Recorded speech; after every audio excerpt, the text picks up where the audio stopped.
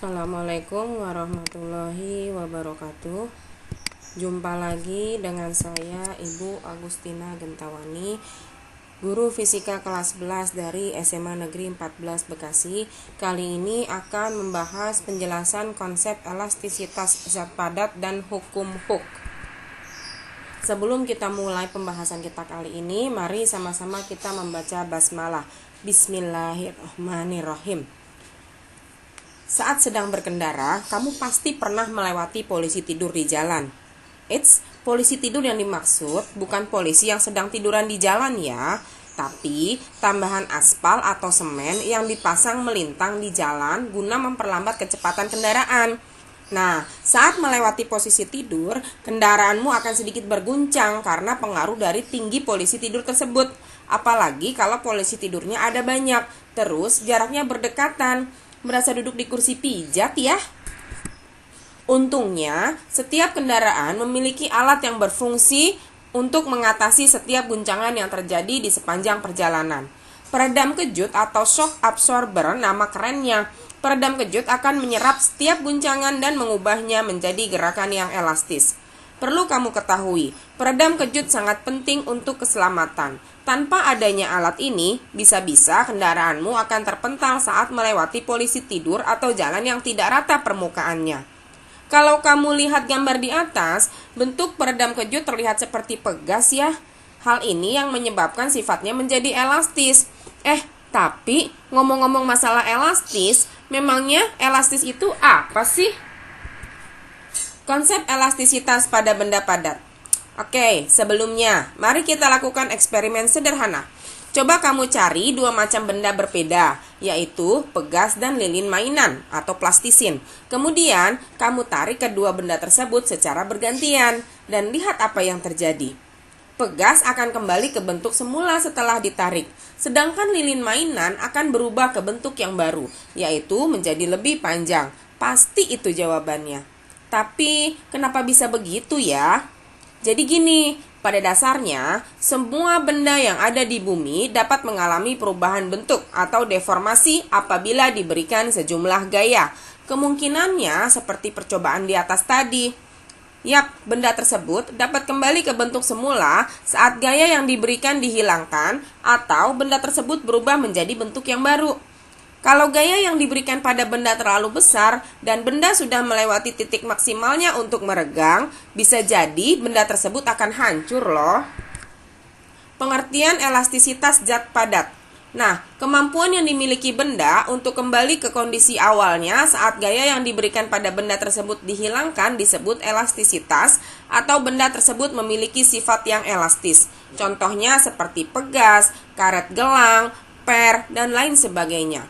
Sementara itu, jika benda tidak memiliki kemampuan untuk kembali lagi ke kondisi awalnya saat gaya yang diberikan dihilangkan, maka benda tersebut memiliki sifat plastis. Contohnya adalah plastisin, plastik, permen karet, tanah liat, dan sebagainya. Berikut adalah perbandingan sifat elastis dan plastis pada zat padat.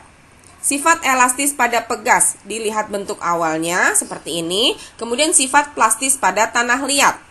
Nah, bentuk pegas dan tanah liat saat diregangkan. Bentuk akhirnya adalah seperti di gambar yang di kotak nomor 3.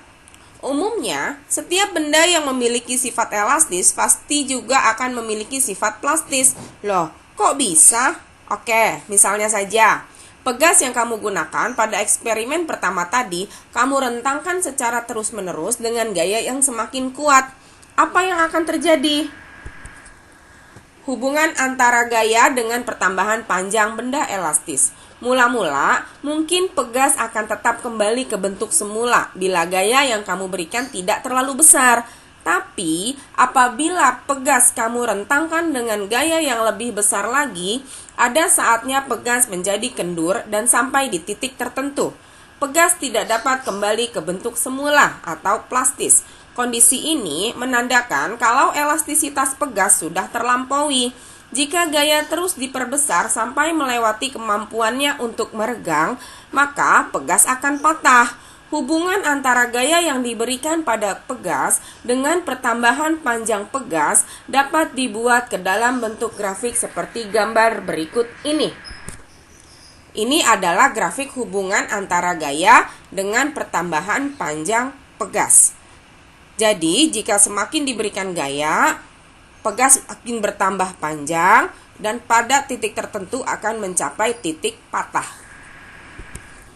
Coba kamu perhatikan ya, garis lurus OA menunjukkan bahwa gaya F akan sebanding dengan pertambahan panjang pegas. Ketika gaya F diperbesar lagi sampai melampaui titik A, ternyata garis pada grafik sudah tidak lurus lagi. Hal ini menandakan batas linearitas pegas sudah terlampaui. Namun, pegas masih bisa kembali ke bentuk semula. Oleh karena itu, daerah yang dibatasi oleh titik O sampai B disebut daerah elastis. Apabila gaya F semakin diperbesar hingga melewati titik B, batas elastisitas sudah terlampaui. Akibatnya, setelah gaya F dihilangkan, pegas tidak bisa kembali ke bentuk semula. Pegas akan bersifat plastis. Nah, kalau gaya F terus diperbesar sampai titik C, pegas akan patah. Itulah mengapa tidak menutup kemungkinan benda yang bersifat elastis dapat menjadi plastis atau bahkan hancur. Balik lagi ke seberapa besar gaya yang diberikan pada benda tersebut. Gaya yang menyebabkan perubahan bentuk benda akan sebanding dengan besaran yang disebut dengan tegangan. Sementara itu, hasil perubahan bentuk benda akibat tegangan disebut regangan yang berupa pertambahan panjang dari benda tersebut. Modulus elastisitas yang, menurut Robert Hooke, perbandingan antara tegangan dengan regangan suatu benda disebut dengan modulus elastisitas atau yang benda tersebut. Secara matematis, modulus elastisitas dapat dirumuskan sebagai berikut. Contoh soal, Andi memiliki sebatang logam besi dengan panjang 1 meter dan luas permukaan 1 cm persegi. Kemudian, Andi menarik logam besi tersebut menggunakan mesin dengan gaya sebesar 5.000 Newton. Jika panjang akhir logam besi tersebut adalah 1,1 meter, berapakah modulus elastisitas logam besi tersebut? Nah, ini adalah pembahasannya. Diketahui. Kemudian pertama-tama kita perlu mencari besar tegangannya terlebih dahulu. Ketika besar tegangannya sudah diketahui, kita lanjut mencari besar regangannya. Ini rumusnya. Kemudian modulus elastisitasnya dapat diperoleh sebagai berikut. Jadi, besar modulus elastisitas pada logam besi adalah sebesar 5 kali 10 pangkat 8 Newton per meter persegi. Berdasarkan eksperimen sebelumnya, kamu jadi tahu ya kalau sifat elastisitas suatu benda ada batasannya, dan besar gaya yang diberikan suatu benda akan sebanding dengan pertambahan panjang benda tersebut. Hal ini juga telah lebih dulu disimpulkan oleh ilmuwan bernama Robert Hooke melalui percobaannya pada pegas. Oleh sebab itu, Hooke akhirnya membuat suatu hukum yang diberi nama dengan hukum Hooke. Konsep hukum Hooke, hubungan antara besar gaya dengan pertambahan panjang pegas pertama kali diamati oleh Robert Hooke, seorang ahli kimia dan matematika berkebangsaan Inggris. Hooke membuat hukum, yaitu hukum Hooke yang menjelaskan tentang besar gaya maksimum yang dapat diberikan pada benda elastis agar tidak melewati batas elastisitasnya dan menghilangkan sifat elastis benda tersebut. Besarnya gaya akan berbanding lurus dengan pertambahan panjang pegas dari keadaan awalnya. Artinya, semakin besar gaya yang diberikan, maka semakin besar juga pertambahan panjang pegasnya. Rumus hukum Hooke. Bunyi hukum Hooke, jika gaya tarik pada pegas tidak melampaui batas elastisitasnya, maka pertambahan panjang pegas akan berbanding lurus atau sebanding dengan gaya tariknya. Contoh soal yang kedua. Sebuah pegas dengan konstanta sebesar 1000 Newton per meter ditarik dengan gaya 100 Newton. Berapakah pertambahan panjang pegas tersebut? Pertama, kita cari dulu yang diketahui. Setelah itu yang ditanyakan. Kemudian, besar pertambahan pegas dapat kita cari menggunakan rumus hukum Hooke seperti berikut. Jadi, besar pertambahan pegasnya adalah 0,1 meter.